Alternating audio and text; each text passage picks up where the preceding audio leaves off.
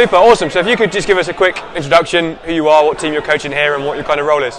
So my name's Chris McDermott. I am the head coach of the GB Under-20s men's team. We're here this weekend having one of our sort of at the moment monthly centralised camps. It's a great chance to get all the lads together. We have lads who are overseas, lads in Scotland, lads from across England. So it's an excellent opportunity to get them all in one central location and get some good quality training in. Fantastic. And you touch upon the fact that there are lots of players from lots of different areas who have to come together for this kind of centralised camp. How important is it that you maximise the time that you do have for that kind of cohesion and team aspects as well? Yeah, I think within handball in the UK generally, not just at national team level, we're so limited in the amount of minutes on court that we can provide with our athletes. So I think the most important thing is that every second we're on the court is as valuable as it possibly can be. So we have to be really creative in the ways that we add value to the things that we do and how efficient we are in the sessions to get the most out of the opportunities we can give the athletes. And could you give some insight into how you do try and maximise that kind of time? What kind of things are you trying to do to make that 90 minutes as powerful as possible? So I think, from my perspective, we need to spend as much time as possible playing the game of handball. It's the one thing that British athletes miss out on is minutes on court compared to athletes from other nations. So for me, it's as much time in game-like scenarios as possible, where they're learning and they're getting feedback from coaches and peers. But it's all done in a handball situation. And how do you then interweave that kind of one-on-one reflection time, feedback that one would kind of expect for this programme? How do you manage to find those times on these weekends?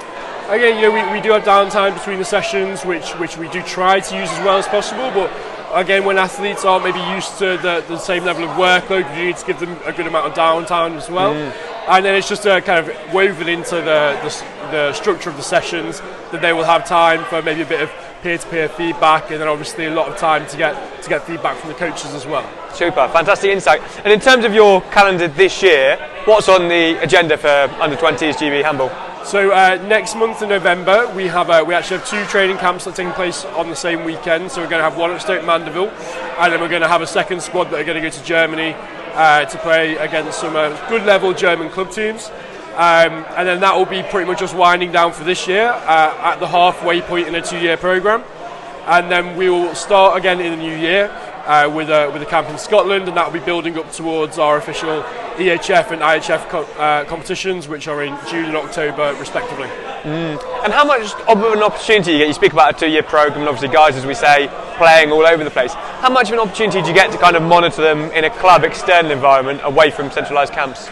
I think with the progress that we're making with our English league structure at the moment, there are a lot more of the games that are there to review in terms of video analysis and things like that. And also very fortunate in a sense that it's a small community, so nothing really gets past you in that sense. And then the lads up in Scotland, again, you get to see a lot of what they're doing. And we have a few, obviously group chats going where we, especially for the lads who are overseas, we ask them to post like maybe their results and things like that, so we can keep up to date with what they're doing. Super, fantastic. And just as a finisher, what are you most looking forward to about kind of 2020 and what might be on the horizon there? I mean, so obviously we do have our two official competitions that we're entering, but I think the things that's excited me most about this programme is the number of athletes we've managed to work with. And obviously the end goal is for those two competitions, but to be able to work with, I believe it's close to 40 athletes who worked in this national team programme, and they've had a really good amount of time and good quality contact time. And I think that's what's been so exciting about this programme, and the development across the entire age group has been fantastic, and it shows that we're really developing in strength and depth in all of our age groups. Brilliant, super. I wish you all the best for the season that's coming. Thank you very much. Catch up soon. Thank you.